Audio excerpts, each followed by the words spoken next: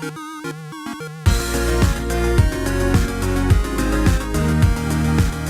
everyone, welcome back to another Anime Kingdom review. As you see by the title below, this is on episode 2 and 3 of Soushin Shoujo Matoi. Obviously, as I said before, I was sick pretty much. If you guys didn't know, I was sick like all of last week. I still am kind of not feeling, like you'll hear like sniffling or me coughing every once in a while, but I'm pretty much back. So I was like, how am I going to be able to make these videos?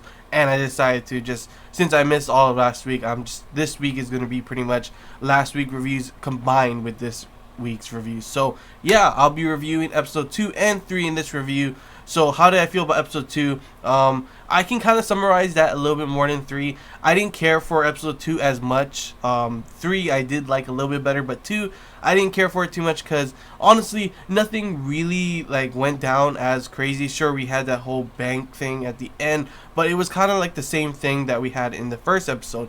And what these 3 episodes so far have taught me is that Matoi as a character, I don't really care too much for her at the moment. She's kind of just whiny and not really, she thinks that she can like talk out some of these fights that she's fighting knights. They're like pretty much demons. You cannot persuade them to change their mind on something, And she's got this naive personality that at the moment I don't really care for her character. We have Yuma, who is hilarious at a lot of times, and that's another thing that I didn't like about episode 2 is that they showed in the opening. It was a huge spoiler already. We already know now if you watch this, the opening, which I like the opening song, and the opening was nice, but it completely spoiled the fact that Yuma is obviously going to be a magical girl, an exorcist girl. She's going to be one of them with her own god, I guess. It shows in the opening her using her powers, and pretty much her along with Matoi and Klaus. I think that's her name, Klaus, something like that. She said she has powers, so it's like, why would you spoil that? That's why I hate openings that do that. Like, there's a lot of animes that do that with the openings or the title of the episode spoiling, what's going to happen in the episode or what's going to happen later on in this, arc. It honestly, it sucks. I get what you're trying to do. It would be a good opening if we already knew that, but try and take it out at least, Like, that's a huge spoiler. Now we already know that sooner or later Yuma is going to be, working with them, going to be fighting them as well, and she has her own powers. It looks like it would point towards that point anyway, with her being the fact that in episode 2, I really noticed that she was the only one that could see Matoi's god, Her father couldn't see it, so it makes sense that she does have her powers kind of already, but it's still a big spoiler, like what the heck, But episode 2, it showed me that episode 2, 1, 2, and 3 have shown me that Matoi, her character at the moment, I don't really care for. Sure, maybe she'll improve, maybe she'll, break out of this being, naive kind of personality, this whiny personality, and she'll be really strong. But at the moment, if I want to see someone that's, cool, and strong, you got Klaus. If you want someone funny, you have Yuma. Then if you want someone whiny and irritating, kind of not really helping anything, just there, including whenever she, in these 2 episodes that she's gone out and used her powers, it's pretty much been she literally just, activates her powers, she turns her magical girl transformation thing, and she doesn't really fight. She's too scared. A little bit in episode 2, and then episode 3 she does save Klaus from the demon by jumping on his arm or something, and then after it gets knocked away and starts saying, oh, can we talk this out or something? And I'm like, no, you cannot talk this out. That thing is a monster. That thing is a demon. He's not gonna be persuaded by your talking. Come on, Matoi, come on.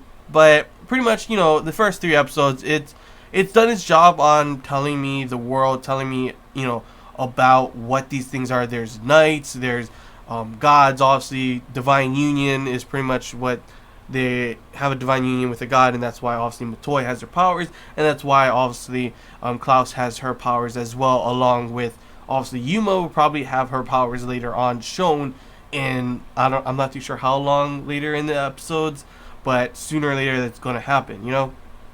And it's definitely explained a little bit more of what's going on with, you know, Matoi's past with her father. The whole time I was wondering, you know, is her father you know, did she, you know, did he marry into the family kind of thing, because she always just calls him by his, you know, first name.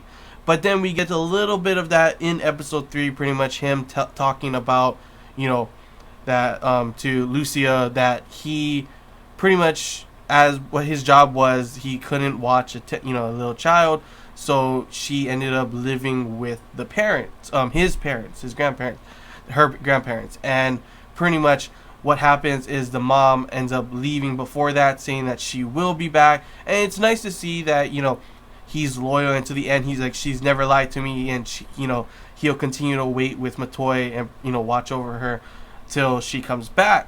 But it definitely shows that whatever reasoning she had, it's some specific reasoning, and it may, you know, point towards being this whole, what, you know, knights and gods and all this kind of thing. She may be just like Matoi, for all we know. We don't really know fully yet anything of that, but that's honestly one thing that honestly is pretty interesting, and I would like to learn more about that. But yeah, pretty much episode 2 and 3, 2 is more of, you know, Matoi trying to figure out her powers and everything, learning a little bit of other things about knights and all that kind of stuff, the whole bank incident, and then pretty much I thought, like, it seemed like that it would have every episode honestly be where Matoi ends up like half naked or like groped or something stupid like that, and honestly I didn't care for that much really, that kind of fan service.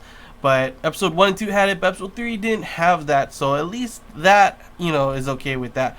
So far though, it seems that it's pretty much, the things I like about this anime is I like the concept of what's going on here. There is moments like episode 3 at the end with the action. It was pretty cool. It did get pretty intense. It was getting pretty interesting with Lucia getting herself involved in there with, you know, the anti-Creed or whatever, that one guy that's there as well, getting involved, and everything is centered around kind of Matoi and her powers. And we learn a little bit about Klaus, and, you know, her, pretty much she's been looking for this one guy, to which we see him, well, not one guy, this one knight, to which we see he's the one that's controlling and doing all this kind of stuff at the very end of this episode. But the things so far, like I said, the things I've liked about this anime, and I'm probably going to continue watching this, is pretty much the concept, what could be, you know, happen later on in the future. The soundtrack is honestly one of the things I really do enjoy. I really enjoy the soundtrack, especially the music that was going on at the end of the episode during the action scene.